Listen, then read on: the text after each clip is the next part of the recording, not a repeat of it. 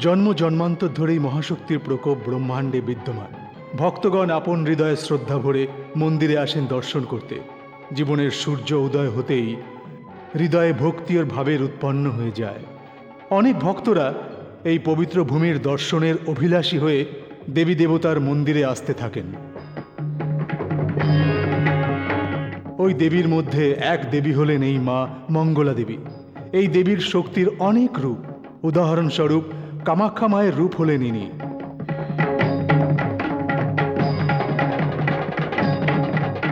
শক্তির অন্য রূপ হল মীনাক্ষী দেবী।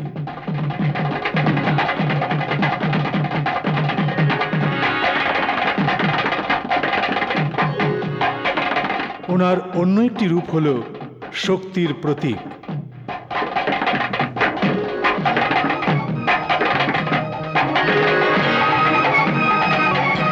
অধর্ম এবং অন্যায়ের বিনাশকারিণী মহাকালীয় শক্তির প্রতীক। এই দেবীকে ভদ্রকালীর নামেও ভূষিত করা হয়। এই দেবীর গল্পই হল এই ছবি।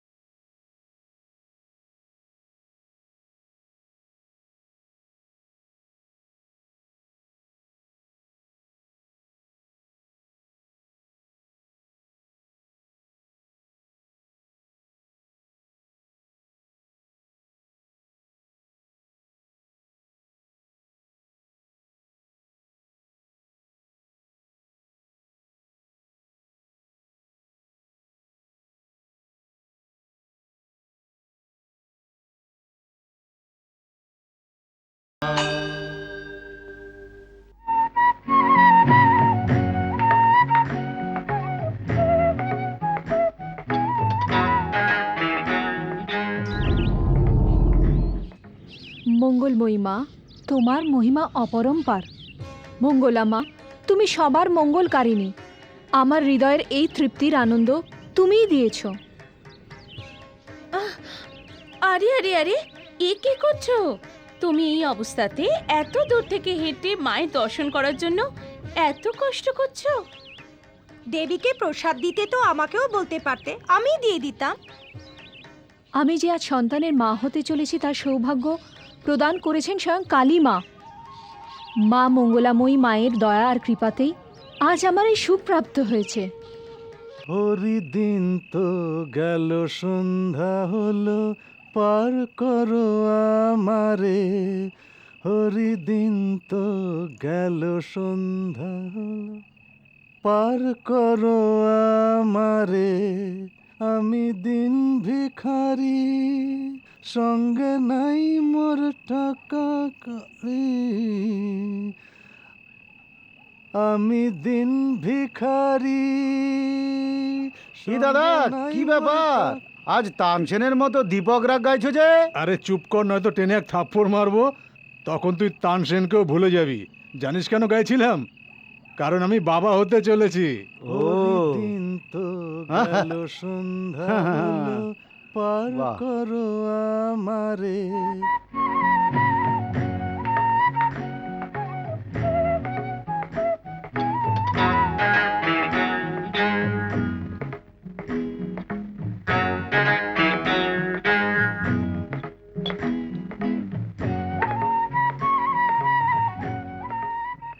আরে দেখো, এই অবস্থাতে তোমাকে কে বলেছে ভাত বেড়ে দিতে? আমি কি নিজে নিয়ে খেতে পারি না? আমি কি এতই খারাপ? সে তুমি একদম চিন্তা করো না। তুমি আগে খেয়ে নাও, নয়তো খাবার ঠান্ডা হয়ে যাবে। আরে মূর্খের মতো কথা বলো না। তোমার কোনো জ্ঞান আছে? বাচ্চাদের মতো কথা আর বলো না। তুমি তো এখন আমার সন্তানের মা হতে চলেছো। এই সময় বেশি কাজকর্ম করা ঠিক নয়। তুমি বসো, আমি আজ নিজেই তোমাকে খাবার বেড়ে খাওয়াবো। তুমি বসো। কি বললে? স্বামী স্ত্রীকে খাবার বেড়ে দেবে? একটু ভাবো, লোকে আমাদের সম্বন্ধে কি বলবে? সারাদিন কাজকর্ম করে তুমি ক্লান্ত হয়ে বাড়ি এসেছো, আগে তুমি খাও। এই দেখো, আমার কথা তুমি কখনোই শোনো না। নিজের কথা দিয়ে বুঝিয়ে দাও। আমার কথা শোনো, তুমি বসে পড়ো। আরে বসো, বসো না বলছি তো। আগে তুমি খাও। দাদা, বসো। থামো বাবা থামো। যদি এভাবে কথা বলতে থাকো তো খাবার ঠান্ডা হবে না। দাদা, এসব কি হচ্ছে? তুমি যতক্ষণ না খাবে বৌদিও খাবে না। এবার চুপচাপ বসে খাবার খাও। বসো না দাদা। বউয়ের কথা তো তুমি শুনলে না, কিন্তু বোনের কথা শেষে শুনতে হলো। এই নাও, বিশেষ করে তোমার জন্য এটা আমি বানিয়েছি। হুম।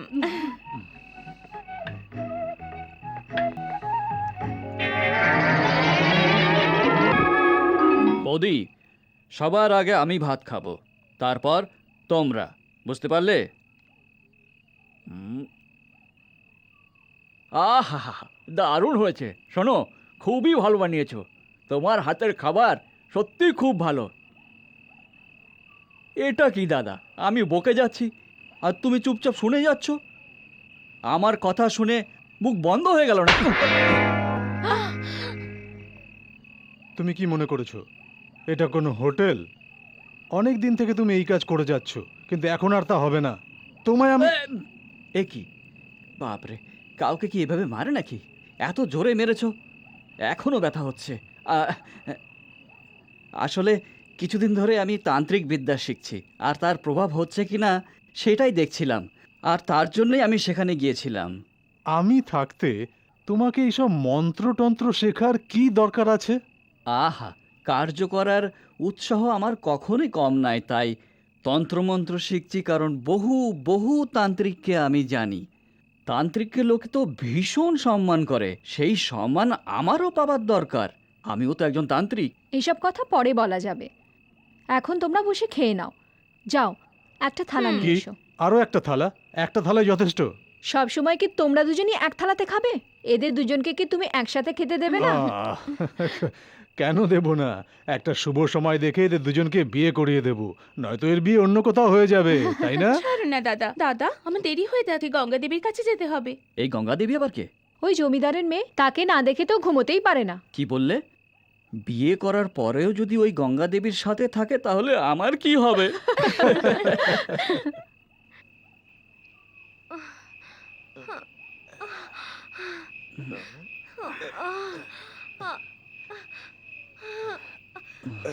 শোনো, তোমার বৌদির প্রসব বেদনা হচ্ছে, মনে হয় বাচ্চা হবে। আমি দাইকে ডেকে নিয়ে আসছি, তুমি খেয়াল রেখো।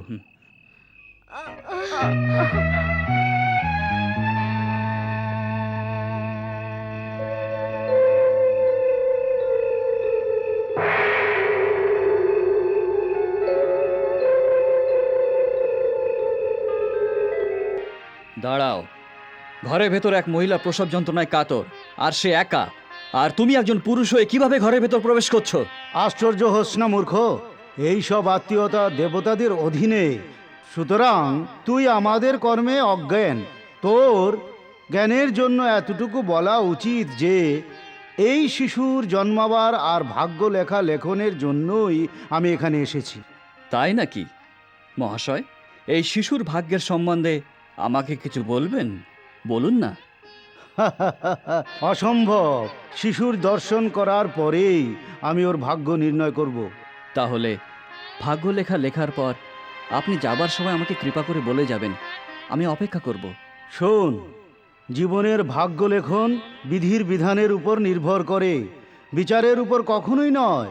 বিধির বিধান কি মানুষ কিছু নির্ণয় করে, আর সেটা কিন্তু কখনই হয় না। আমি বিধির বিধান সম্বন্ধে অনভিজ্ঞ নই। আপনি শুধু এই শিশুর ভাগ্য লেখা লিখে যাবেন, কারণ জীবন তো ওকেই সামলাতে হবে, বুঝতে হবে, তাই না? আপনি গিয়ে বিধির বিধান লিখুন। তোর বিচার পুরোটাই সত্য, কিন্তু ওই শিশুর ভাগ্য লেখাকে অজ্ঞাত থাকা সেটাও কোনো প্রকারে ধর্ম নয়।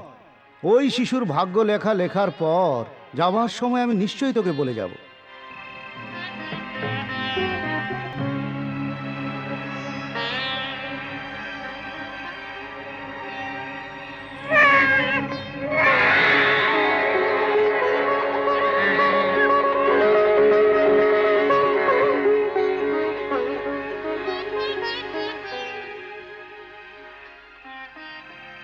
এই নব শিশুর দর্শন হতেই এর পিতার মৃত্যু নিশ্চিত, এটা জানবে।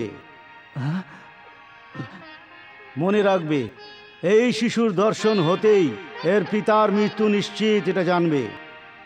এ কি বিধান! বছরের পর বছর উনি পুত্রের আশায় ছিলেন, আর আজ পুত্রের দর্শনেই ওর মৃত্যু হবে। উনি পুত্রকে দেখে আনন্দিত হতেন, আর ওনার মন শান্তিতে ভরে যেত। আপনি একে মৃত্যুর কারণ বলছেন? এটা কি ধরনের বিধির বিধান? আপনি এরকম ভাগ্য কেন লিখেছেন? আপনি দেবলোক থেকে এসেছেন না? আমি অসমর্থ, কারণ বিধির বিধান এটাই। মনে রাখবে, আমি তো শুধু আমার কর্তব্য করছি, কারণ এটা আমার ধর্ম। এতে কোনো সন্দেহ নেই, কোনো সন্দেহ নেই। শুনুন, আপনি আমার জীবন নিয়ে নিন, কিন্তু আমার বন্ধু ও তার পুত্রের ভাগ্য লেখা পরিবর্তন করে দিন। আমার জীবন নিয়ে নিন। সূর্যদেব যেদিন পূর্ব দিক থেকে না উঠবে, ওই দিন ওই বিধির বিধান পরিবর্তন করা যাবে। তার আগে কখনোই সম্ভব হবে না। বিধির বিধান পাপ পূর্ণ চক্রের উপরে নির্ভর করে, এটাই বিধির বিধান। মন দিয়ে শোনো, শিশুর এটা গ্রহের দোষ, যার দরুন এই সব ঘটনা হচ্ছে। এই কারণের জন্যই এই সময়কালে যদি পিতা পুত্রের দর্শন হয়, তবে মৃত্যু হওয়া পুরো নিশ্চিত, মনে রাখবে।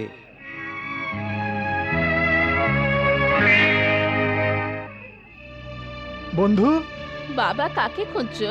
আমার বন্ধুকে এখানে রেখে গিয়েছিলাম, জানি না কোথায় চলে গেছে। তুমি ভেতরে যাও।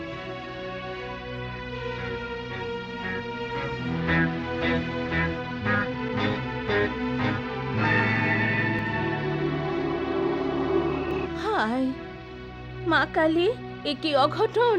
বাবা, একটু ভেতরে এসো তো। কি হয়েছে মাসি?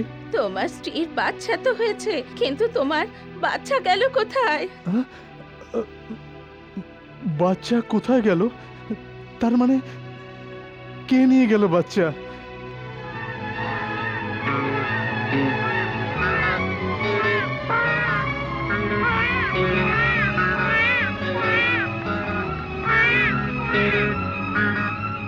আশ্চর্যের ব্যাপার, এত রাত্রে বাচ্চাটাকে নিয়ে কোথায় যাচ্ছে?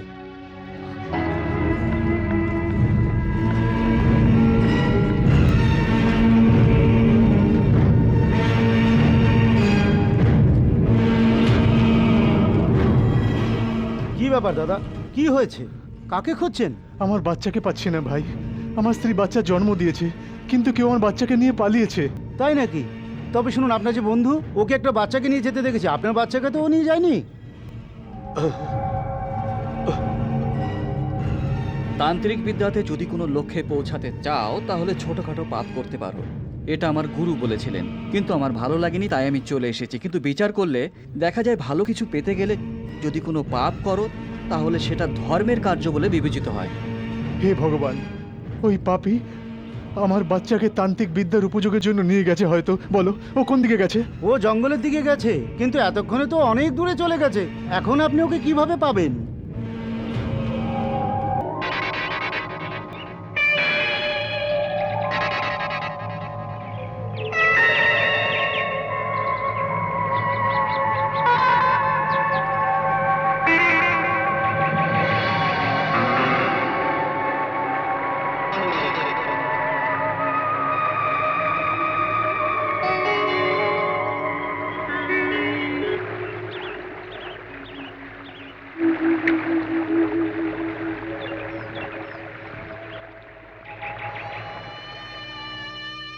কেঁদো না বোন, এই সময় তোমার চোখ থেকে যে জল ঝরছে তা এক এক ফোঁটা রক্তের মতো।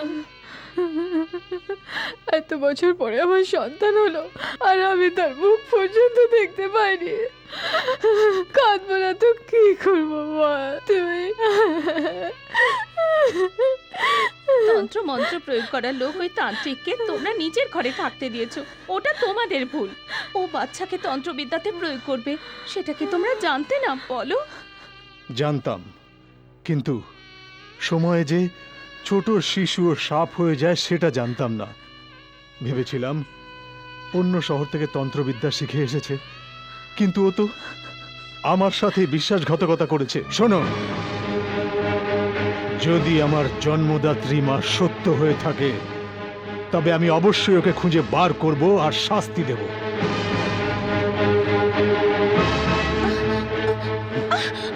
দাদা দাঁড়াও, তুমি এই দা নিয়ে তুমি কোথায় যাচ্ছ? ওই পাপীকে শাস্তি দিতে। কোন পাষণ্ড? আমার একজনই শত্রু আছে, রামলাল। আমার সন্তানকে আমি দেখার আগেই ওই পাপী নিয়ে চলে গেছে। আমি জানতে পেরেছি ও শাকাপির জঙ্গলে থাকে। যতক্ষণ পর্যন্ত আমি ওর শরীরের টুকরো টুকরো না করব আমার মনে শান্তি হবে না।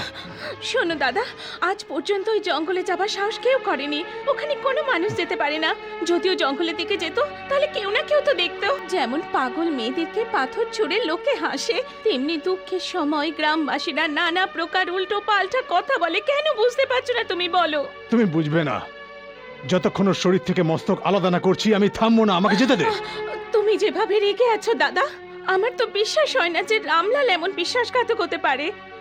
ও তান্ত্রিক বিদ্যা জানে বলে ওই এমন কাজ করবে, সেটা তোমার ধারণা। ও এমন কাজ করবে না, এটা আমার বিশ্বাস। হ্যাঁ দাদা, হতে পারে ওর এমন কাজ করার পেছনে নিশ্চয়ই কোনো না কোনো কারণ আছে। আমি বলছি দাদা, একদিন তুমি অবশ্যই জানতে পারবে যে ওর কোনো দোষ নেই। সত্যি দাদা, যদি তোমার কথা সত্যি হয় তবে আমি প্রতিজ্ঞা করছি ওর গলা যে কেটে ফেলবে সে হলাম আমি। এই হাত দিয়ে। তোমার দিব্যি দাদা, এ আমার প্রতিজ্ঞা। অনেক হয়েছে, দুজনে মিলে ঝগড়া করছো। এদিকে বাচ্চাটাকে পাওয়া যাচ্ছে না, আর তোমরা দুজনে মিলে বন্ধুকে শত্রু ভাবছো। এটা ঠিক নয়। রামলাল শত্রু না মিত্র সেটা আমি ভাবছি না, কিন্তু আমার ছেলে জীবিত। যে কালীমা আমায় পুত্র বর দিয়েছিল সেই কালী মায়ের উপর আমার ভরসা আছে। মাই সব ঠিক করবেন, এটাই আমার বিশ্বাস।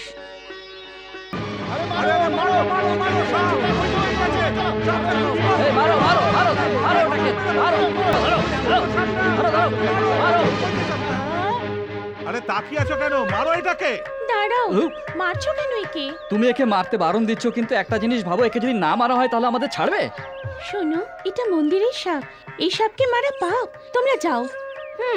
ছোট রানী বলেছেন না? এবার দাঁড়িয়ে আছো কেন? যাও এখান থেকে। আরে চলো চলো চলো, এখন চলো। হাত থেকে এসে যায়। শোন, একটু দুধ নিয়ে আয় তো।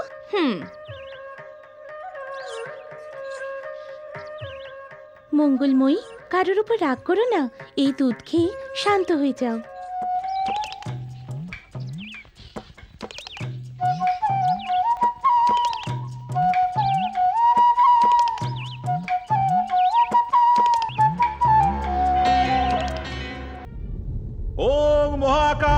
কপালী নমঃ, ওম চামুণ্ডেশ্বরী নমঃ, ওম শ্মশানেশ্বরী নমঃ, ওম মা কালী মুন্ডমালিনী নমঃ, ওম চামুণ্ডেশ্বরী নমঃ, ওম মুন্ডমালিনী নমঃ, ওম জলামুখী নমঃ, ওম ছিন্নমস্তা নমঃ, ওম মা কালী মহাকালী নমঃ।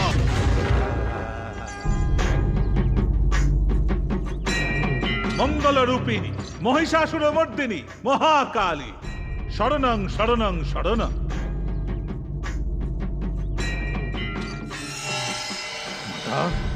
আজ পর্যন্ত তুমি যে বর কাউকে দাওনি, ওইসব তন্ত্র মন্ত্র মায়াজালের বর দিয়ে আমাকে ধন্য করে দাও। আমি সারা জীবন তোমার গুণগান করব আর তোমার পূজা করব। বল তোর কি বর চাই? মাতা, আমি যখন চাইবো তখনই কারোর জীবন নিতে পারবো, আর যখনই চাইবো জীবন দিতে পারবো। এমন কোন বরদান তুমি আমায় প্রদান করো কালিমা, ব্যাস এইটুকু আমার চাওয়া। কেন হাসছো মাতা? এত বরদান পাওয়ার পরও তুই এমন বরদান চাইছিস, তাই হাসছিস? কালিমা, হ্যাঁ, যে তোকে তৃষ্ণা মেটাবার জল দিয়েছে তারই জল তুই নষ্ট করতে চাইছিস। তান্ত্রিক, বর চাইবার সীমা থাকা উচিত। পঞ্চতন্ত্র, নবগ্রহ, প্রাকৃতিক শক্তি সব শুধুমাত্র মায়েরই অধীনে আছে। যদি এই সব শক্তি তুই পাবার ইচ্ছে রাখিস তান্ত্রিক, তাহলে তোরই বিনাশ হয়ে যাবে। আমায় দুঃখ দিয়ে চলে গেছে, আমি এটা কিছুতেই সহ্য করব না। আমি সব ধ্বংস করে ছাড়বো। গুরুদেব, গুরুদেব, গুরুদেব, অমাবস্যার রাতে রুদ্রাক্ষকে কালী মাতা বর দান না করে চলে গেল। তার অর্থ কি?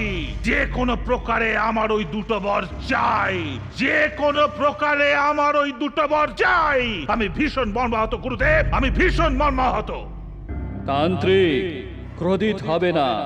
যে দেবী মা তোকে বরদান প্রদান করতে অসম্মতি করেছে, ওই দেবী মাকে প্রসন্ন করার একটা উপায় আছে। হ্যাঁ, বলুন গুরুদেব। কোন কালী মায়ের উপাসকের সন্তানকে এনে যদি তুই কালী মায়ের পূজায় বলি দিস, তবে মা অবশ্যই বর প্রদান করবে আর তোর ইচ্ছে পূর্ণ হয়ে যাবে। চিন্তা না করে যেমন আমি বললাম ঠিক তেমনি একটি নারীকে তাড়াতাড়ি খোঁজ করে আর ওকে চরিত্রহীনের দোষ দিয়ে ওকে বল ওর গর্ভের সন্তান ওর স্বামীর নয়, আর সেই সন্তানকে বলি দে। যথা আজ্ঞা গুরুদেব। হ্যাঁ, হ্যাঁ।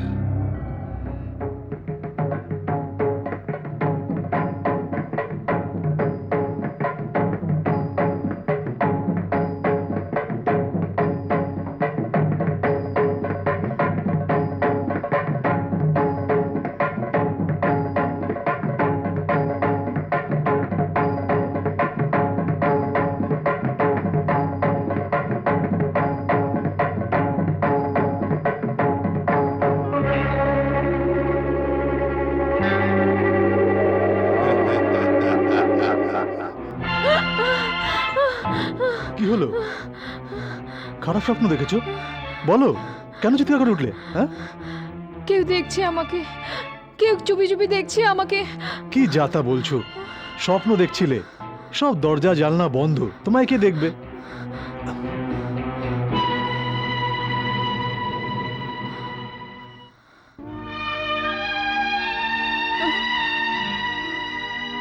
আমার কথা শোনো, যে দেবীর তুমি মন দিয়ে উপাসনা করো না, সেই দেবী তোমায় রক্ষা করবে। না, এবার শুয়ে পড়ো।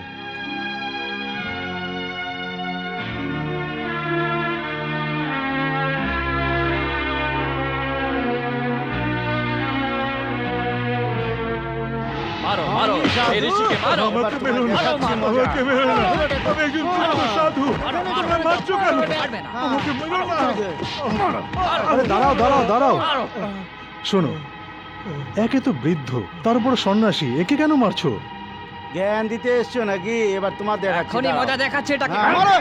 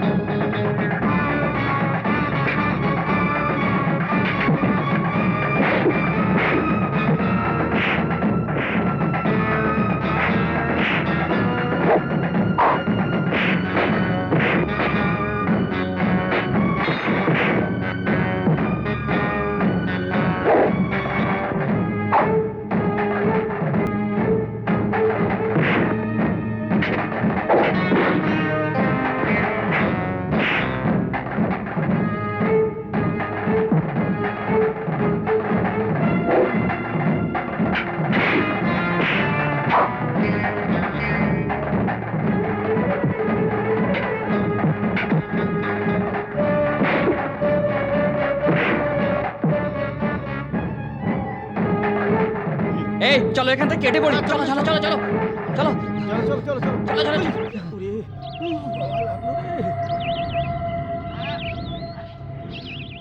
বৎস, হ্যাঁ বলুন। এই নাগদেবীকে গঙ্গার জলে স্নান করাবার জন্য আমি কাশী যাচ্ছিলাম। এরা কোথা থেকে এসে আমাকে নির্মমভাবে আক্রমণ করলো। তুমি আমায় রক্ষা করলে, বেঁচে থাকো। দেখুন, আপনার মতো সাধু লোকের সাথে সাক্ষাৎ হওয়া ভাগ্যের ব্যাপার। যদি আপনি আমার বাড়িতে এসে ভোজন গ্রহণ করেন তবে আমার সন্তুষ্টি হবে। অন্তর থেকে বলছো? না করতে পারবো না। চলো। আসুন। হ্যাঁ গো, শুনছো? রাস্তায় একজন সন্ন্যাসীর সঙ্গে পরিচয় হয়, ওনাকে বাড়িতে এনেছি ভোজনের জন্য। উনি বাইরেই আছেন। উনি বাইরে কেন? ভেতরে নিয়ে এসো। ঠিক আছে মহারাজ, আপনি ভেতরে আসুন। আসুন না।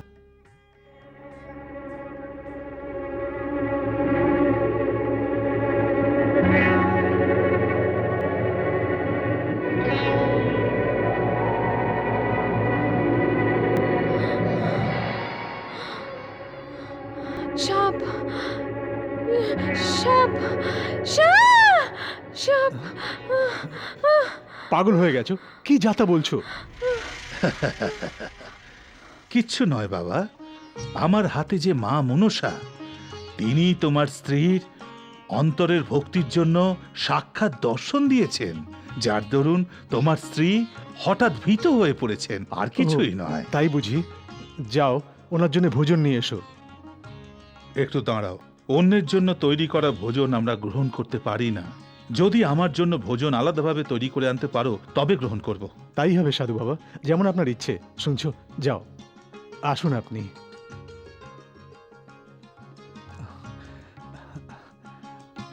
এখানে বসুন।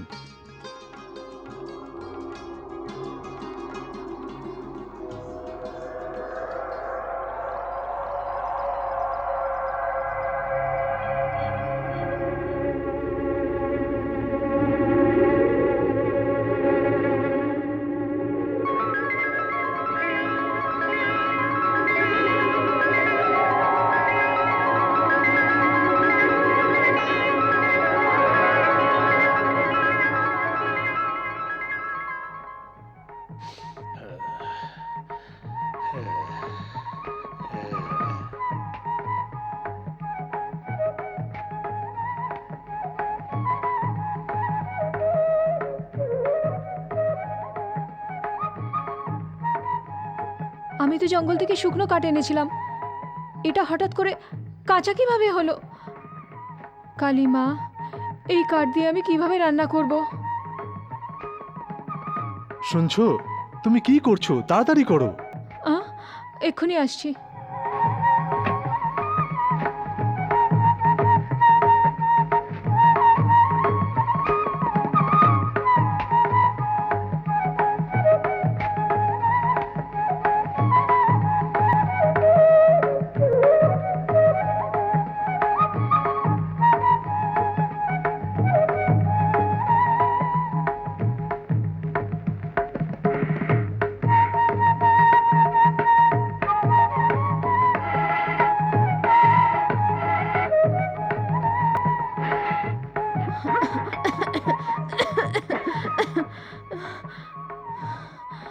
কালিমা, এর আগে তো কখনো এমন হয়নি মা।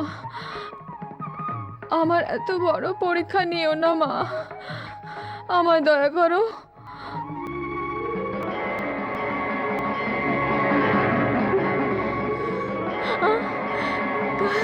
কালিমা,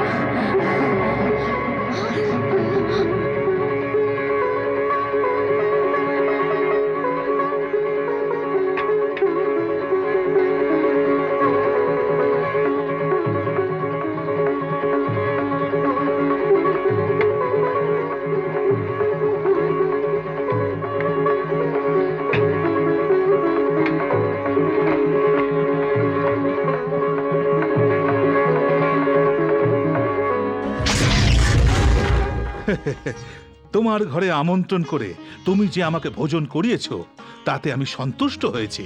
সদা প্রসন্ন থাকো। সাধু বাবা, একটা মিনতি আছে। বলো। যেদিন থেকে আমার শিশু জন্মগ্রহণ করেছে সেদিন থেকেই ও হারিয়ে গেছে। আমার স্ত্রী মনে করে ও জীবিত আছে। আপনি দয়া করে কিছু বলুন সাধু বাবা। তোমার ছেলে জীবিত তা জেনেই আমি তোমার ঘরে প্রবেশ করেছি। যে ঘরেতে পুত্র নেই সেই ঘরে আমরা ভোজন করি না, সেটা তো তুমি নিশ্চয়ই জানো। যে কারণে তোমার পুত্র এই ঘর থেকে হারিয়ে গেছে, একদিন নিশ্চিত রূপে এই ঘরে শীঘ্রই ফিরে আসবে, তুমি ধৈর্য রাখো। এটাই বিধির বিধান পুত্র। আমি আসছি। আপনি নাগমাতাকে ফেলে যাচ্ছেন।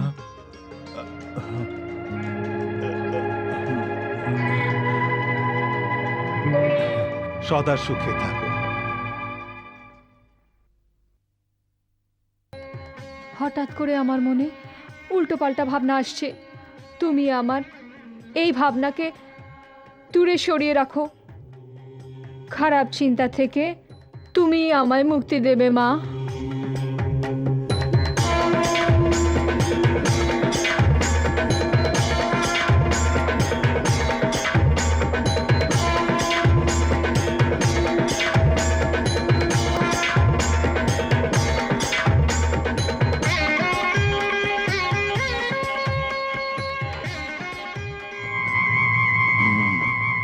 কাঁচা কাঠকে জ্বালিয়ে ও বুঝিয়ে দিয়েছে যে ও মা মঙ্গলার উপাসক। এবার অন্য আর একটা পরীক্ষা করতেই হবে।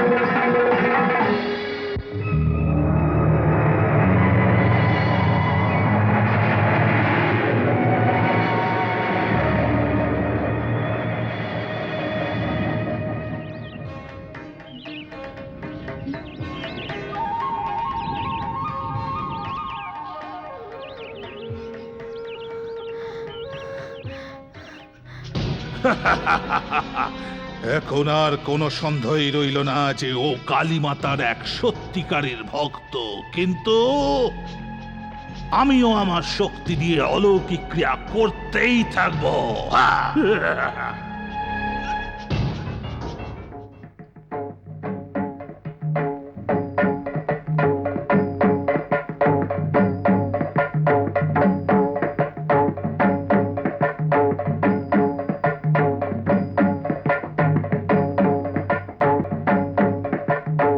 এই মহাকালী উপাসকের গর্ভে ধারণ করা পুত্র এখন কোথায় আছে আমাকে দেখাও।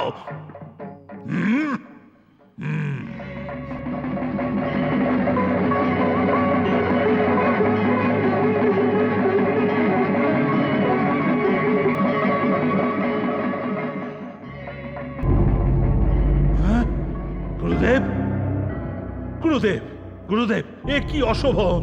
যে শিশুকে আমি মা কালীর কাছে বলি দেবার জন্য চেষ্টা করছি, সেই শিশুকে মা কালী দেখছি রক্ষা করছে। এখন আমি কি করব? আমি তো কিছুই বুঝতে পারছি না। তান্ত্রিক, তুই নিজের যজ্ঞ আর তপ দিয়ে মা কালীকে প্রসন্ন কর আর সেই শিশুকে নিয়ে আয়। সেই শিশুর বলিতেই তুই দৈবিক শক্তির অধিকারী হবি। আমাকে আপনি বলুন, আমি যে বরদান চেয়েছি সেটার কি হবে? যতক্ষণ পর্যন্ত কালীমা প্রসন্ন না হন তোর বরদান পূর্ণ হবে না। কিভাবে গুরুদেব? কৃপা করে একবার বলুন। যে মায়ের গর্ভ থেকে ওই শিশু জন্মগ্রহণ করেছে, ওই মা আর কালী মায়ের মধ্যে যে সম্পর্ক আছে সেটাকে শেষ করতে হবে। তাই হবে গুরুদেব। জ্যোতিষ বিদ্যায় এমন সংযোগ প্রথমবার দেখতে পেলাম। জমিদার বাবু, আমি আপনাকে কি বলবো, হা হা হা, বা বা বা বা বা বা বা বা। জমিদার বাবু, নক্ষত্রের এমন শুভ মিলন প্রথমবার দেখতে পেলাম। সম্পূর্ণ গ্রহ নক্ষত্র ছোট রাজকুমারীর জন্মতিথি অনুযায়ী শুভ এবং সন্তোষজনক দেখাচ্ছে। এমন কোষ্ঠী গঙ্গা দেবীর ভাগ্যে যে আছে তা ভগবান নিজেই স্বয়ং অচম্বিত। কি বুঝলেন আপনারা? হ্যাঁ হ্যাঁ, বোন, তোমার কি মত? যদি কুষ্টি মিলে থাকে তবে জাঁকজমক করে বিয়ে দিয়ে দেওয়া তবে আর উচিত। দেরি কেন, আয়োজন শুরু করা যাক। কত সুন্দর বিবাহের ভালো সময় নির্ধারিত হয়েছে। বৃষ রাশি আর অনুরাধা নক্ষত্রের অমৃত যুগতে এই সময় নির্ধারিত হয়েছে। বাহ বাহ বাহ বাহ বাহ, কত সৌভাগ্যশালী এই কন্যা। এখন সন্দেহ নেই, আপনি নিশ্চিন্ত হয়ে বিবাহের আয়োজন করেন। হ্যাঁ, ঠিক বললাম না? একদম ঠিক। আসলে এটা খুব আনন্দের কথা। আমার কন্যার বিবাহ সেই দিনেই স্থির করা যাক। আচ্ছা।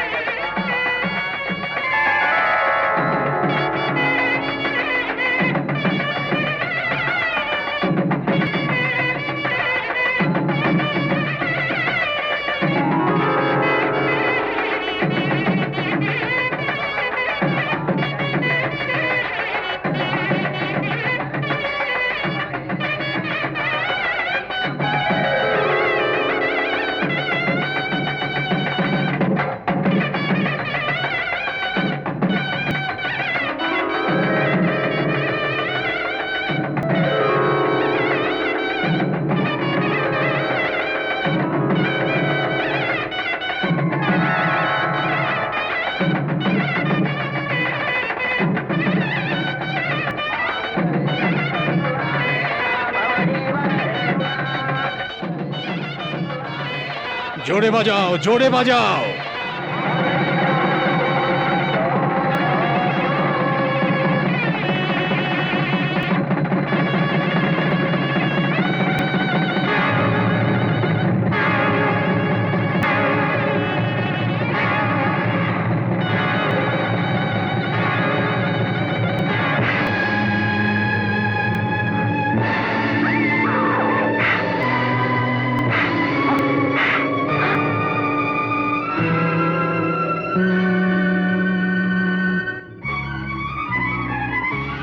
আরে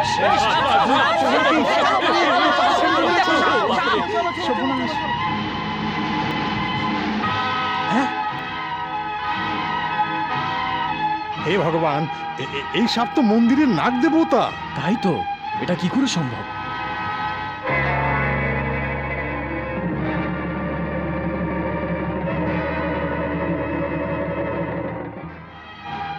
কলিযুগেতে ভগবানও অন্ধ হয়ে গেছে। মন্দিরের সাপ তো শুভ হয়, কিন্তু মন্দিরের সাপে বিবাহ মণ্ডপে এসে আমার সিঁদুর ছিনিয়ে নেবে আমি কখনো ভাবিনি। এমন নিষ্ঠুর অন্যায় আমার ওপর কেন করলো? জীবনের শুভ দিনে আমার এমন সর্বনাশ করলো। ও কালী মঙ্গলময়ী, না করে শত্রু।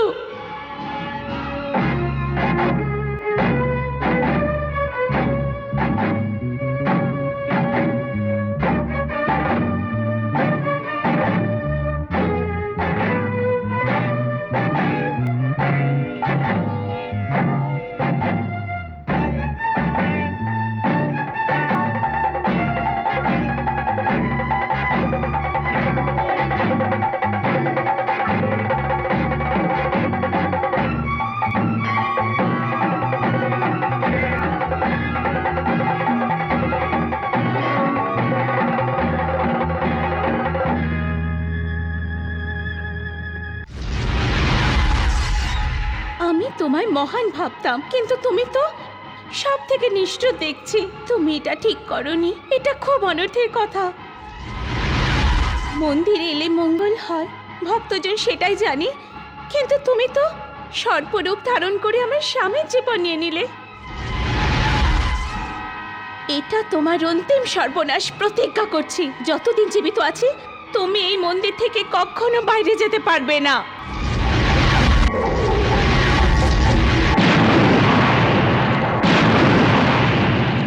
সত্য আর ধর্মের পথে আমি আজ পর্যন্ত চলেছি।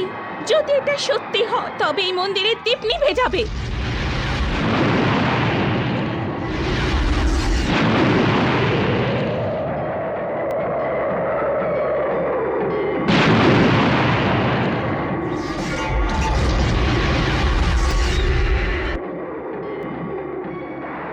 আজ অব্দি মন্দিরের দ্বার খোলা ছিল, কিন্তু এখন তা বন্ধ থাকবে।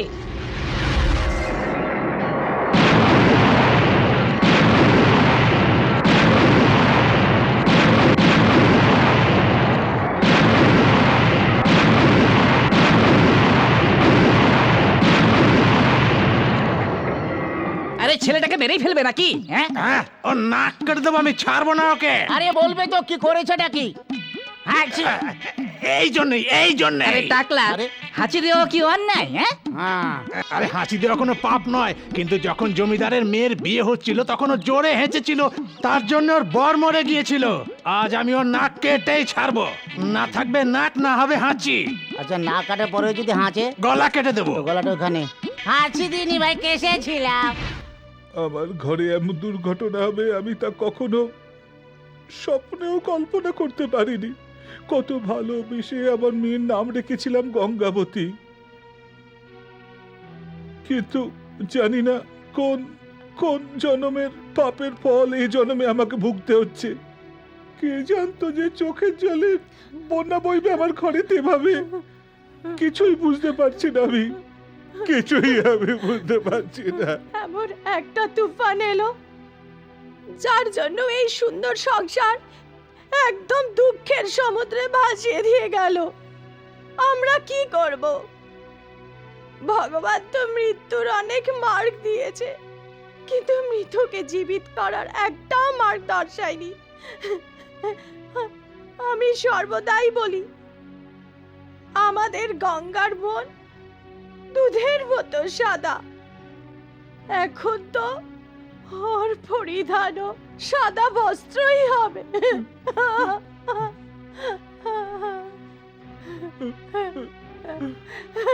না, কখনোই না। আমি কখনোই আমার চোখের সামনে ওকে এই বস্ত্রতে দেখতে পারবো না। বোন, তুমি ওকে নিজের হাতে দিয়ে এসো। যাও যাও। ওর নতুন কাপড়ও দেখে কেনা দায়িত্ব ও আমার উপরেই সর্বদা ছাড়তো। এখন এই শ্বেত বস্ত্র ও আমাকেই দিতে হচ্ছে। এমন সময় আসবে তা আমি কখনোই ভাবিনি, কখনোই না। হে ভগবান!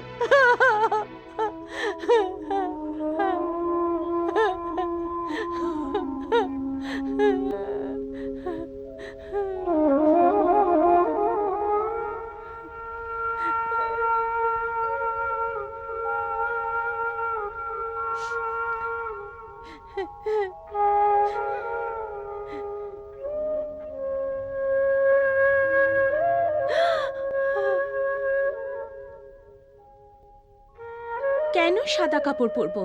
আমার জীবনে অন্ধকার, তার জন্য আমি এই কালো রং পরেছি। হ্যাঁ পিসিমা, এই কালই আমার স্বামীকে মেরে আমায় এই বস্ত্র ধারণ করতে বাধ্য করেছে। সবার খেয়াল রাখেন যে কালী আমার সাথে এমন অন্যায় কেন করলো। আমি তার জন্যই এই কালো বস্ত্র পরা উচিত মনে করছি। এই কালী মাকে আমায় উত্তর দিতে হবে। ততদিন পর্যন্ত আমি এই রং পাল্টাবো না।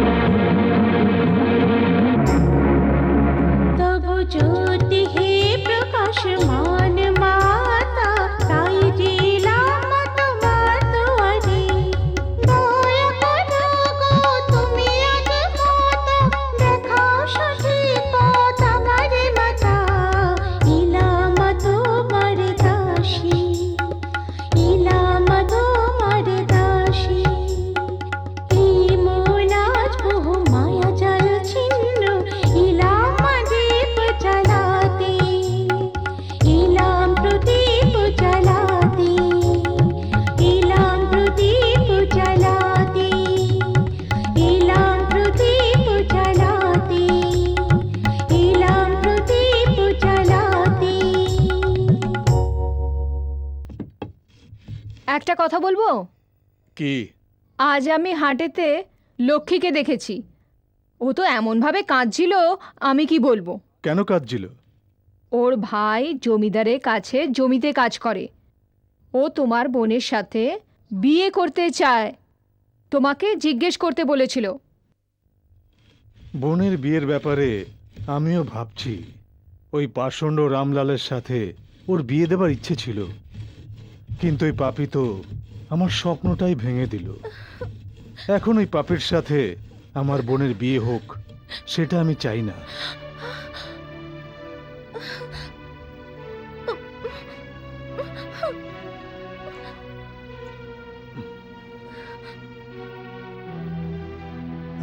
আচ্ছা শোনো, যদি বিদ্যাসাগরের বোনের সাথে দেখা হয় তবে বলো আমার বোনের বিয়ের ব্যাপারে কথা বলতে যেন আমাদের বাড়িতে আসে। ঠিক আছে।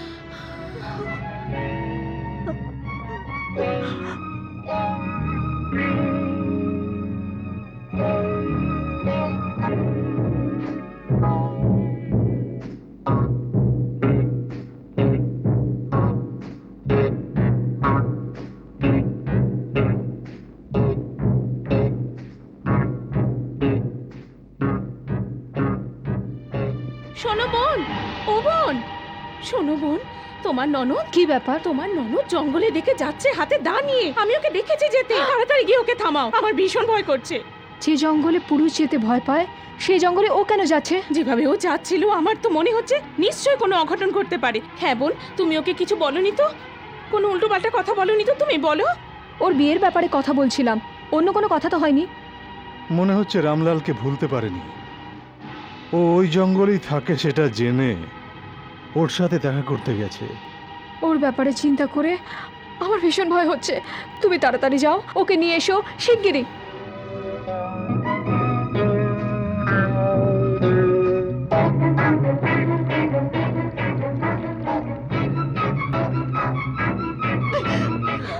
ছেড়ে দে আমার হাত।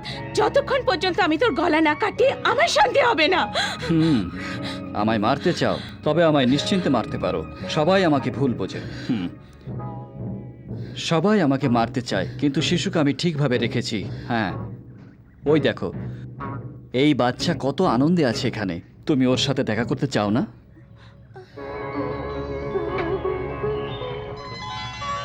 ভেঙে ফেলেছি, ভেঙে ফেলেছি। ওকে, তোমার দাদার বৌদির, যার জন্য ওরা অপেক্ষা করছে। এই ছেলেকে আমি কেন উঠিয়ে এনেছি তার কারণটা তুমি জানতে চাও না? কারণ আছে।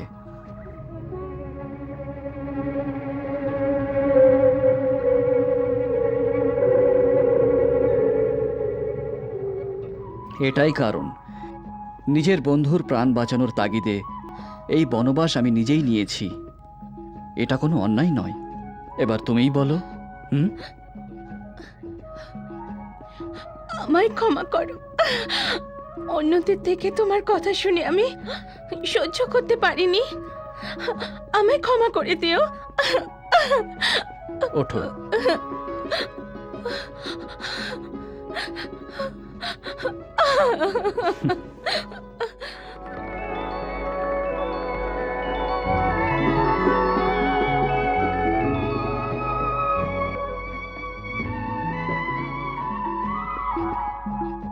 গ্রাম এসে গেছে। আমার কর্তব্য ছিল তোমাকে গ্রামের সীমানায় পৌঁছে দেওয়ার। আমি পৌঁছে দিয়েছি। বাচ্চার ব্যাপারে আমি সব কথা তোমায় বলে দিয়েছি। এই সব তুমি তোমার দাদা বৌদিকে একেবারেই কিছুই বলবে না। শুধু কিছুদিনের জন্য অপেক্ষা করো। সময় আসতেই আমি নিজেই ছেলেকে নিয়ে ওদের কাছে অবশ্যই চলে আসব। তোমার ত্যাগ ভাবনায় আমার হৃদয় তোমার উপর শ্রদ্ধায় ভরে উঠেছে। আমি আর তোমায় ছেড়ে থাকতে পারবো না। তুমি যত তাড়াতাড়ি সম্ভব গ্রামে এসে আমায় আপন করে নিও, এই বিশ্বাস নিয়ে আমি গ্রামে ফিরে যাচ্ছি।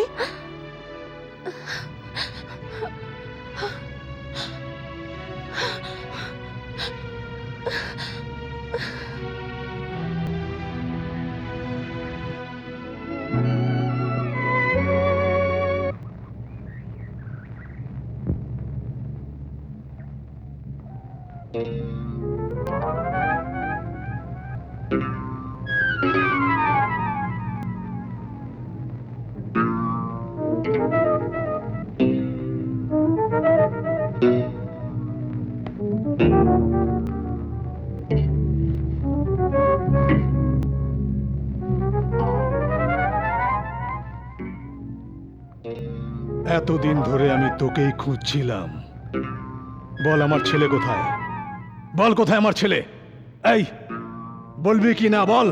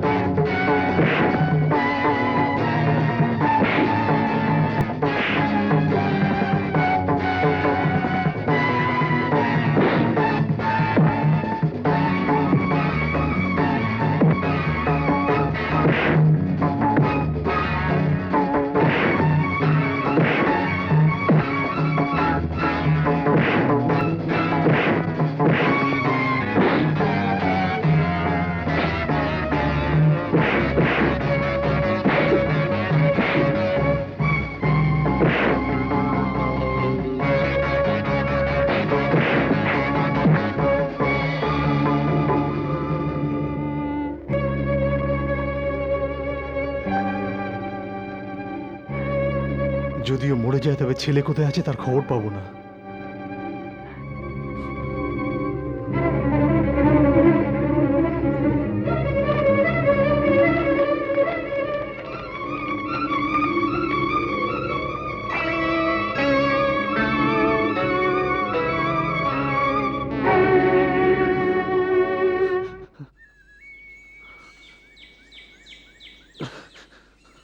বাবা, তোমায় কে মেরেছে আমায় বলো, আমি ওকে মেরে ফেলবো। এখানে এসো। তোমার যাতে কোনো কষ্ট না হয় তার জন্য আমি ফিরে এসেছি। কি বলছো তুমি? শোনো, এবার তোমার বোঝার সময় এসে গেছে। তুমি কি ভালো মন্দ বোঝো না? বাচ্চা নাকি? যে জঙ্গলে পুরুষ যেতে ভয় পায়, ওই জঙ্গলে তুমি একা চলে গেছো। তোমার এত সাহস! ওই তান্ত্রিক বন্ধু রূপে আমাদের শত্রু হলো, তাও তুমি ওই শত্রুর জন্য নিজের ভাইকে অপমান করার মানে কি? ও কি তোমার উপর কোনো জাদু করেছে? মাঝরাতে ও যেমন করে আমার শিশুকে নিয়ে গেছে, সেই রকম তোমাকে নেবার জন্য ও কি কোনো ষড়যন্ত্র করছে? অনেক হয়েছে বৌদি। ওর বিরুদ্ধে যদি আর কোনো কথা বলে তবে আমি আমার প্রাণ ত্যাগ করব। সত্য আর ত্যাগের জীবন্ত মূর্তিও। তুমি জানো না বৌদি, তোমার স্বামী যাতে কিছু না হয় আর তোমার শীতে সিঁদুর যাতে বজায় থাকে, সেই কারণে ওইখান থেকে তোমার ছেলেকে নিয়ে চলে গেছে বৌদি। যা তুমি ভাবছো তেমন কোনো কাজ রামলাল করেনি। কি বলছো তুমি? হ্যাঁ বৌদি, ওর সাথে দেখা করার পরই আমি সবকিছু জানতে পারি। আরো বলছি, তোমার ছেলে ওর কাছে নিরাপদে আর আনন্দে আছে বৌদি। কি বললে? আমার ছেলে? আমার ছেলেকে তুমি দেখেছো? আমার ছেলে কেমন আছে? বলো বলো আমায়, তাড়াতাড়ি বলো না কেমন আছে আমার ছেলে। কুগ্রহে জন্মানো এই বাচ্চাকে যদি দাদা দেখে নিত তবে ওনার মৃত্যু নিশ্চিত সেটা জেনেই ও বাচ্চাকে নিয়ে জঙ্গলের দিকে চলে যায় বৌদি। এছাড়া আর কোনো কারণ ছিল না। এবার বলো বৌদি, ও কি শত্রু খুনিও?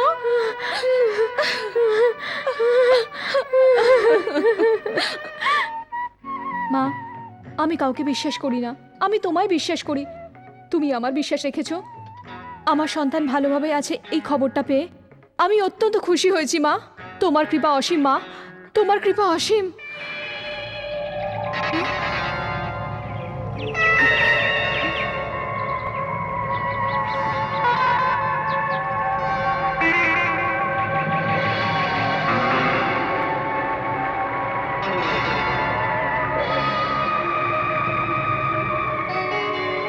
মূর্খ নারী, কিসের জন্য এতদিন ধরে নিজের সময় নষ্ট করেছিলি?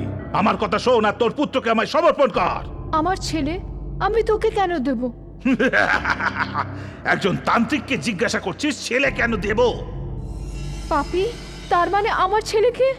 হ্যাঁ, এর জন্য একজন সাধারণ লোক যে শক্তি পায় না সেটা আমি পেয়েছি। তোর ছেলে মোক্ষ লাভ করবে। দেব না, দেব না, কোনো অবস্থাতেই আমি আমার ছেলেকে দেব না। তার মানে এই যে তোর স্বামীর মৃত্যু নিশ্চিত আর তুই বিধবা হবি হবি, তার জন্য তুই তৈরি থাকিস। তবে দেখ, যে অস্ত্র দিয়ে আমি তোর স্বামীকে হত্যা করব সেটা এই।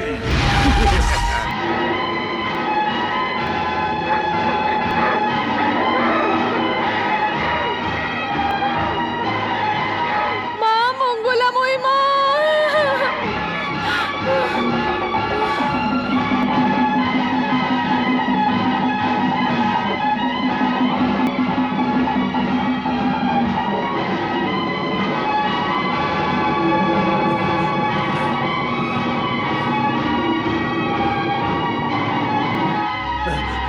গুরুদেব!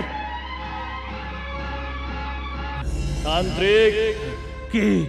তন্ত্র মন্ত্রে যন্ত্র এত সহজ নয় মূর্খ। তুই যদি লক্ষ্য প্রাপ্তি করার ইচ্ছে রাখিস তবে এই রকম কষ্ট তো স্বাভাবিক, যেটা তোর কাছে আসতেই থাকবে। ওই কষ্টের সাথে সংঘর্ষ করে বিজয় প্রাপ্ত করাই তোর জন্য একমাত্র উচিত। সময়ের গতিকে জান। গুরুদেব, ওই নারীর সংসারে এমন সংকট তৈরি কর যাতে ওই নারীর বিশ্বাস কালী মাতার উপর থেকে শেষ হয়ে যায়, আর কালী মাতা ক্রোধিত হলে তুই ওর পুত্রকে পেয়ে যাবি। তাই করব গুরুদেব। ওই কালী মাতার ভক্তের স্বামীকে আমি এমন কষ্ট দিয়ে মারব, এবার আমি আমার ভেলকি দেখিয়েই ছাড়বো।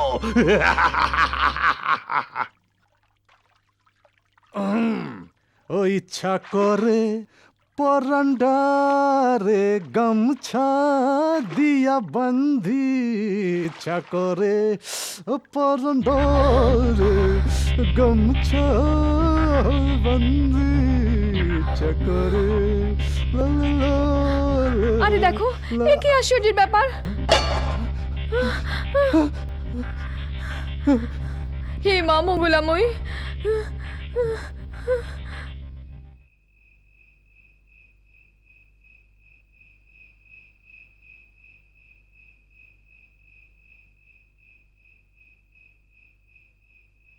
খেয়ে নাও।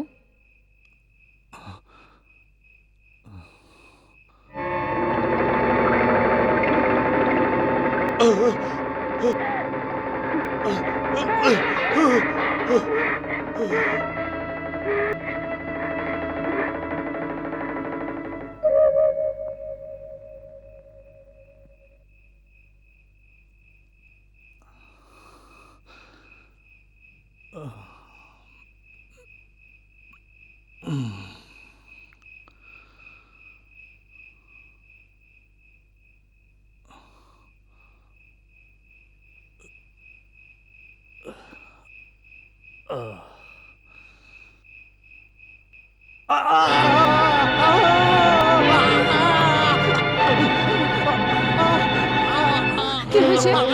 কি হয়েছে?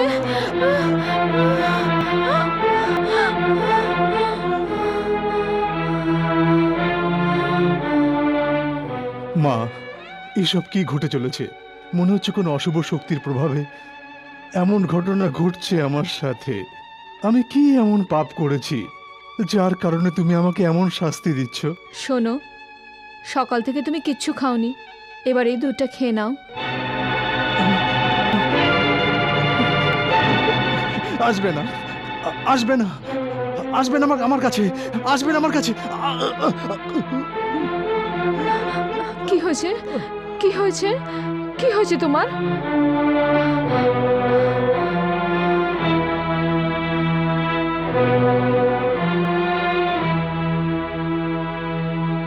হাত জোর করছি, আমার স্বামীকে কিছু করবেন না, আমার স্বামীকে ছেড়ে দিন। মূর্খ নারী, যদি তুই পতিব্রতা সতী হয়ে থাকতে চাস তবে তোর শিশুকে ত্যাগ করতে হবে। আমি কোনো তাড়াহুড়ো করছি না, চিন্তা ভাবনা করে উত্তর দিবি, তা না হলে অনর্থ হয়ে যাবে। কি ভাবছিস? আমি ঠিক বলছি, দৈবিক শক্তির কাছে তোর তান্ত্রিক শক্তি কিছুই করতে পারবে না। আমার কালিমা আমার ছেলে আর আমার স্বামীকে নিশ্চিত জীবিত রাখবেন। তোর যা ইচ্ছে তুই তাই কর। এই মূর্খ নারী, যদি যদি আমি তোর স্বামীকে তোর থেকে আলাদা না করি তবে আমি আমার সব তন্ত্রমন্ত্র ছেড়ে দেবো। জেনে রাখ, বিজয় আমারই হবে।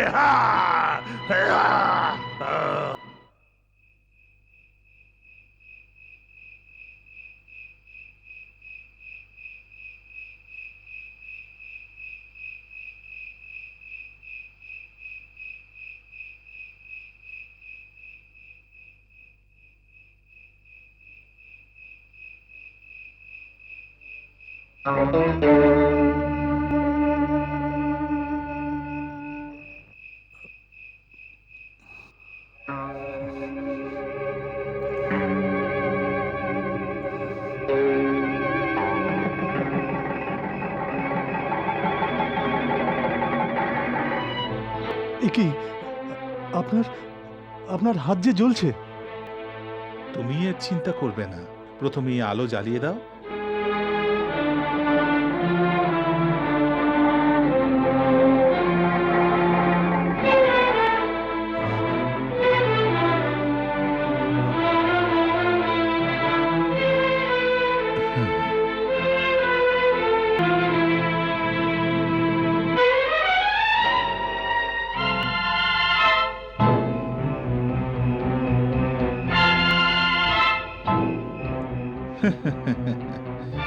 তুমি ওই আলো তো জ্বালিয়ে দিয়েছো পুত্র, কিন্তু আরো একটা আলো আছে, সেটা নিভতে যাচ্ছে শীঘ্রই। সেটা হলো তোমার জীবন। এ কি বলছেন সাধু বাবা? হ্যাঁ পুত্র, এটা তোমার জন্য এক অন্তিম পরীক্ষা হবে। তাই বুঝি বাবা? এ কেমন জীবন বুঝতে পারছি না, ঠিকভাবে ঘুমোতে পারছি না, ঠিকভাবে খেতেও পারছি না। আমাকে যে পাপ ভুগতে হচ্ছে সেটা অগণিত সাধু বাবা। যদি তুমি এই পাপ থেকে মুক্তি পেতে চাও তবে তোমার পুত্রের সঙ্গে সর্বদা থাকতে হবে। এটা কি করে সম্ভব হবে সাধু বাবা? আমার ছেলে তো আমার সাথে। সাধু বাবা, আমার ছেলে কোথায় আছে আপনি জানেন? তোমার ছেলে কোথায় আছে সেটা বলার আমার প্রয়োজন নেই, কারণ তোমার ছেলে কোথায় আছে সেটা তোমার স্ত্রী জানেন। হ্যাঁ?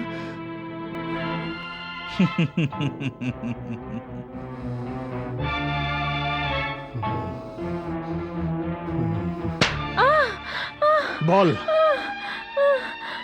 কেন তুই জেনে আমায় বলিসনি যে কোথায় আছে আমার ছেলে? বল বল বল বল বল, নয়তো বলবো না। তোমার কেউ ভুল বলেছে। যদি তুমি তোমার ছেলেকে দেখো তবে তোমার মৃত্যু হয়ে যাবে। খারাপ সময় শেষ হবার পরে ছেলে আবার ঘরে ফিরে আসবে। খারাপ সময় আমার নয়, তোর হয়েছে। অচেনা লোকেদের কথায় বিশ্বাস করে আমার সব কথা লুকিয়েছিস তুই। আমি তোকে ছাড়বো না। বল কোথায়? মারো, মেরে ফেলো আমায়। আমার জীবনের থেকে আমার স্বামীর জীবনের দাম অনেক বেশি। সন্তানের ব্যাপারে কিছু জিজ্ঞেস করো না। বলবো না, আমি কিচ্ছু বলবো না। ভেবেছিলাম আমার বন্ধুই আমার সব থেকে বড় শত্রু, কিন্তু দেখতে পাচ্ছি তুই আমার বন্ধুর থেকেও বড় শত্রু। আমার ছেলেকে খুঁজে বার করা আর আমার জীবন রক্ষা করা আমি খুব ভালোভাবেই জানি। বুঝতে পারলি? শোনো,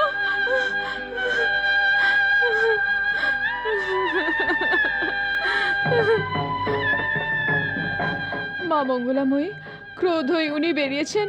ওনার সব বিপদকে তুমি রক্ষা করো মা। আমার স্বামীকে রক্ষা করো মা।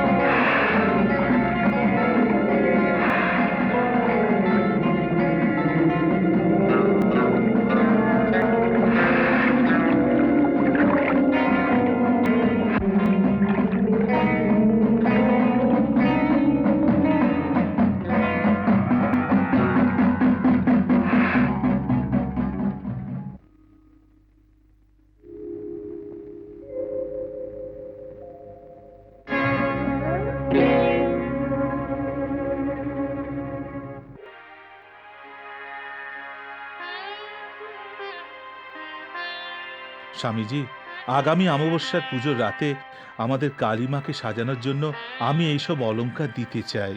গ্রহণ করুন স্বামীজি। কি ভাবছেন স্বামীজি? আপনার হাতে সোনা, কিন্তু মুখে প্রশান্তি নেই, সেটাই ভাবছিলাম। দুঃখের সময়ও মুখে হাসি রেখো, এটা গুরুদেব বলেছিলেন। আমি অনেক চেষ্টা করছি, কিন্তু কিছুতেই হচ্ছে না। স্বামীজি, এই ঘরেতে আলোয় আলোকিত, কিন্তু আমার মনের আলো নিভে গেছে। ওই দেবীর প্রকোপ তোমার মেয়ের ওপর দেখেছি। যা কিছুই ঘটেছে সেটা দুঃখজনক। ভেঙে পড়ো না।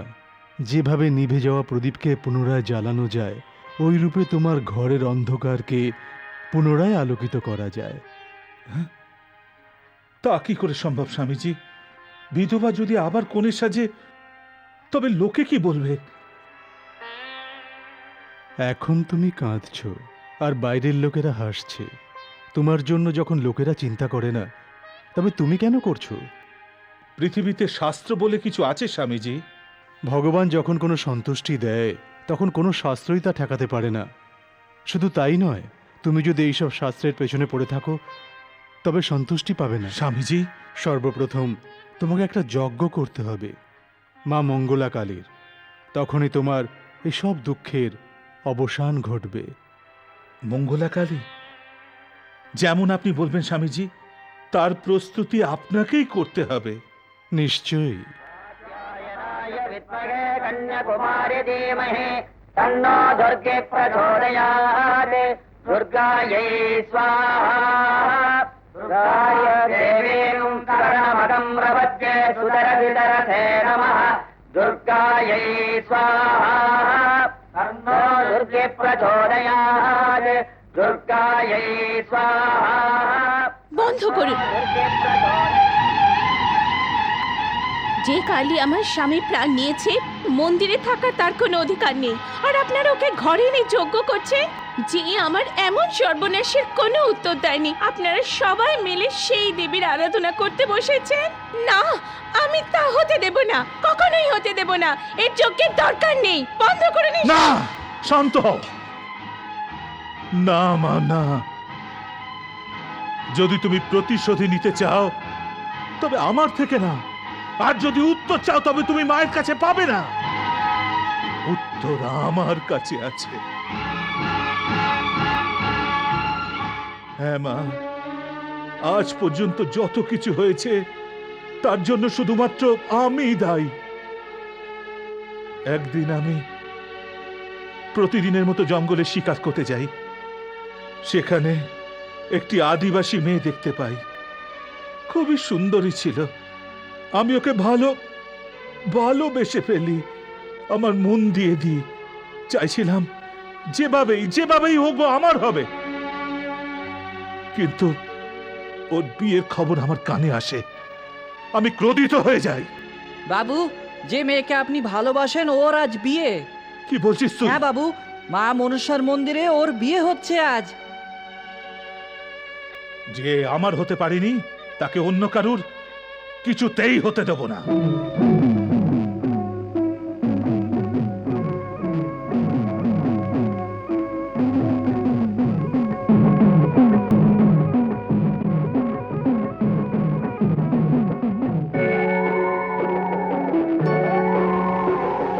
বাতাসে আজ মধুর মায়া, আকাশে ছায় প্রেমের ছায়া। এলেও গনে দেবতারাও গাইছে মিলন গান। বাতাসে আজ মধুর মায়া, আকাশে ছায় প্রেমের ছায়া। এলো গনে দেবতারাও গাইছে মিলন গান। দেবী মা, মহাদেবী মা, আজ দাও আমাদের মা তোমার আশীর্বাদ। দেবী মা, মহাদেবী মা, আজ দাও আমাদের মা তোমার আশীর্বাদ।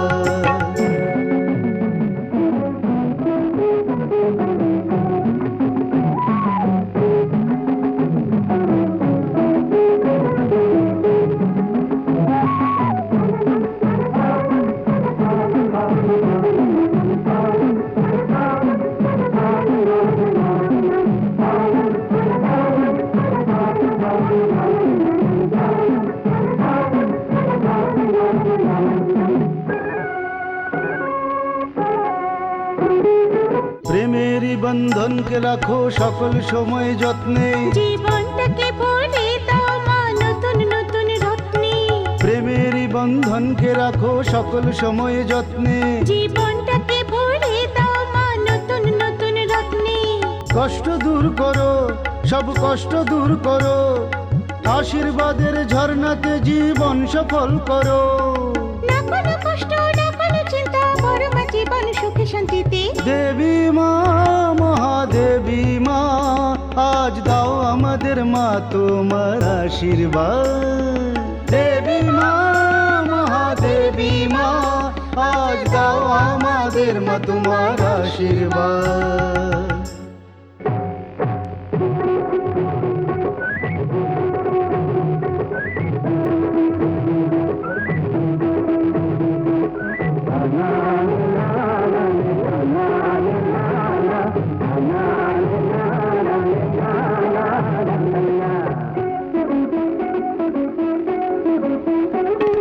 সকাল সাজে মনে আমার হলো যে ইচ্ছা মা, হোক না সে যে কোনো ঋতু থাকে তোমার কৃপা মা, সকাল সাজে মনে আমার হলো যে ইচ্ছা মা, হোক না সে যে কোনো ঋতু থাকে তোমার কৃপা মা। সাগর সমুদ্র পাহাড় নদী আজ গাইছে মিলন গীত, নাচে নটরা, বাজে হৃদয়ে বসন্ত বাহার, সারা অঙ্গে তাই রঙিন ফুলের সাজ। দেবী মা মহাদেবী মা, আজ দাও আমাদের মা তোমার আশীর্বাদ। দেবী মা মহাদেবী মা, দেবী মা মহাদেবী মা।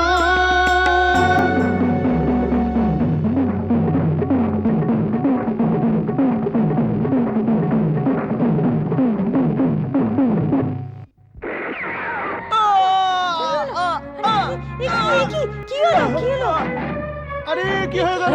কি হলো সেদিন তুমি আমার ভালোবাসার কথা শুনতে চাওনি, কিন্তু আজ আমি তোমার সিঁদুরকে চিরতরে মুছে দিলাম। পাপি, আমাকে বিয়ের দিনে বিধবা করে দিয়েছিস তুই পাষণ্ড, তোর ভালো হবে না।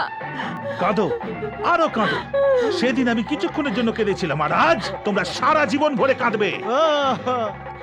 ওরে পাপী, তোর কাছে শক্তি আছে, সেই শক্তির জোরে তুই এমন নিচু কাজ করলি। শুনে যা, তোর কাছে যে শক্তি, এর চেয়েও বড় দুনিয়াতে একটা শক্তি আছে।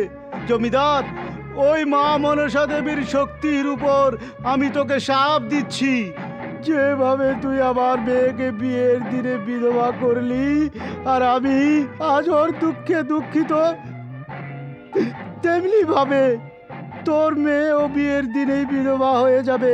এই মা মনসা অবশ্যই তোকে দণ্ড দেবে। সেদিন তো আমি মনে মনে হেসেছিলাম, কিন্তু আজ আমার মন কান্নায় ভেঙে যাচ্ছে। আমারই কর্মফলে আজ আমারই ঘরে আমার মেয়েকে ভুগতে হবে, তা আমি কখনোই ভাবিনি, কখনোই না, কখনোই ভাবিনি। আমি আজ সত্যি অনুতপ্ত। জানি মা, আমারই কর্মফলে তোমাকে কেন ভুগতে হচ্ছে এটাই তুমি ভাবছো, তাই না? শ্রবণের অন্ধ বাবা মা দশরথকে বলেছিলেন যে তুমি তোমার ছেলের জন্য আমার মতো কাঁদবে। যখন এত বড় মহারাজের সঙ্গে এত কিছু হতে পারে, তবে আমি তো একজন ক্ষুদ্র মানুষ, খুবই ক্ষুদ্র। দেবী মা যে আমায় সাজা দিয়েছেন সেটা অনেক কম, অনেক কম। গঙ্গা, বিচারক কোনো দণ্ড দেবার আগে পুরো পরিস্থিতির উপর বিচার করে দেখেন। আর হ্যাঁ, কোনো বিচারক কোনো নির্দোষকে শাস্তি দেবার আগে পুরোপুরি বিচার করে নেন। কিন্তু তুমি নিজেকে দণ্ড দেবার আগে কোনো রকমভাবে কোনো বিচার করেই দেখনি গঙ্গা। এমনটা তুমি কেন করে চলেছ? গীতাতে লেখা আছে, অন্যকে কষ্ট দেবার থেকে অনেক বেশি পাপী যে কষ্ট সহ্য করে। আর সেই অন্যায় তুমি নিজের সাথেই করছো। এতে কি মা মঙ্গলাদেবী প্রসন্ন হবেন? গঙ্গা, ধর্ম আর অধর্মের মাঝে যে তফাৎ আছে সেটা তুমি এখনো পূর্ণ প্রাপ্ত করতে পারোনি। জীবন বাঁচবার জন্যেই নিজেকে কষ্ট দেওয়া কখনোই উচিত নয়। সম্পূর্ণ ব্রহ্মাণ্ড গতিমান, তবে তুমি তোমার জীবনকে কেন স্থির রেখেছো? আজ পর্যন্ত এই মন্দিরের দরজা খোলা ছিল, কিন্তু এখন বন্ধ হয়ে যাবে। না না, আমি আমার প্রাণ দিয়ে ওই মন্দিরের দরজা খুলে দেব।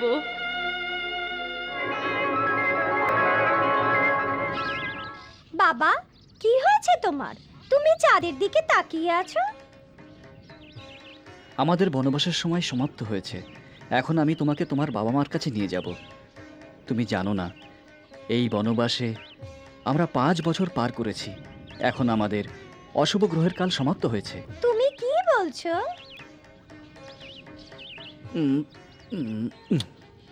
আমি তোমার বাবা নই। গ্রামে তোমার বাবা আকুল হয়ে তোমাকে দেখবার জন্য অপেক্ষায় আছে। তোমায় সেখানে নিয়ে যাব। বাকি সব পরে বলবো। এবার তুমি গিয়ে শুয়ে পড়ো।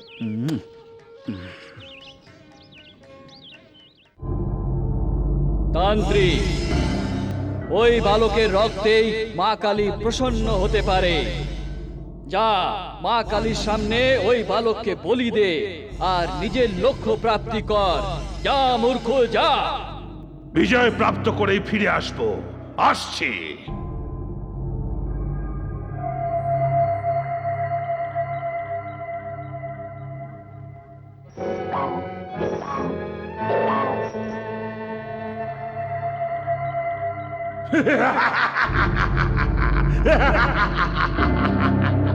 তবে শোন, নিজের তন্ত্রবিদ্যায় অত গর্বিত হোস না।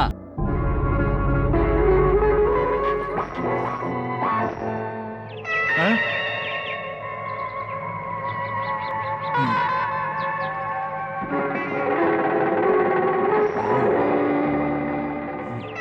দাঁড়াও।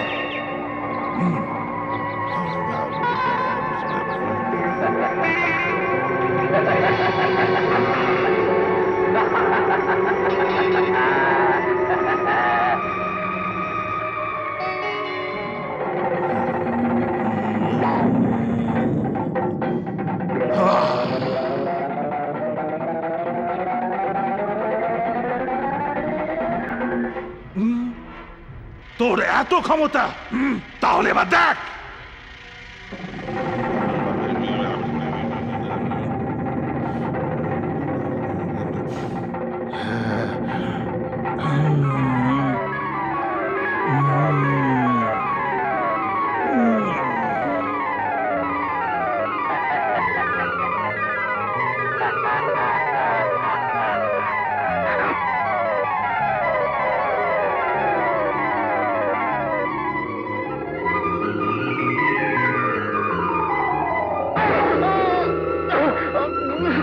চলো।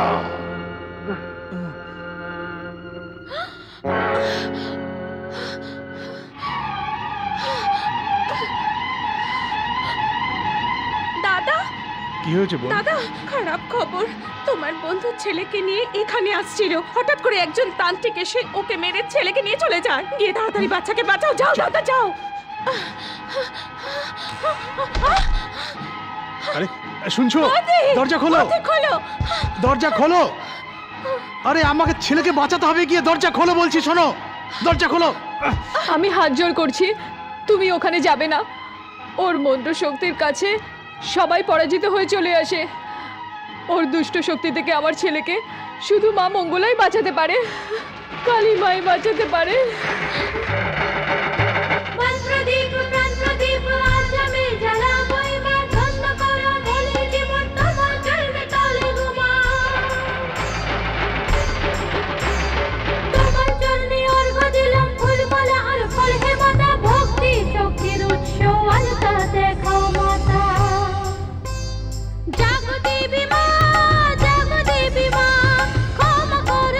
সকল ভুল করেছি, যা জাগো দেবী মা।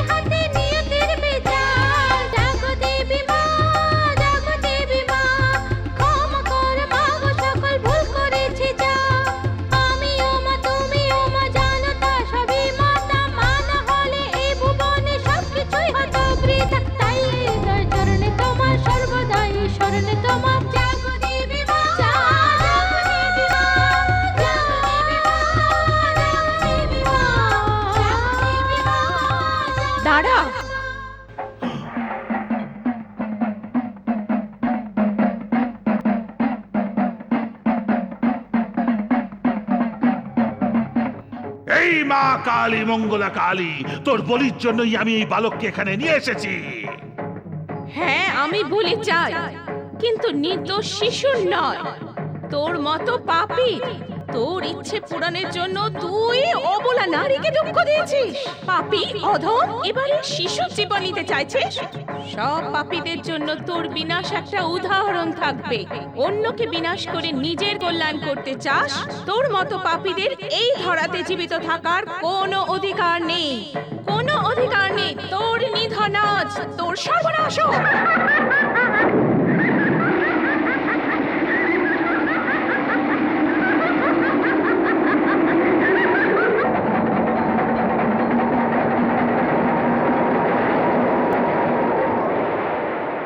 অশুভ গ্রহের 5 বছর পর্যন্ত আমাদের ছেলে আমাদের কাছ থেকে দূরে ছিল।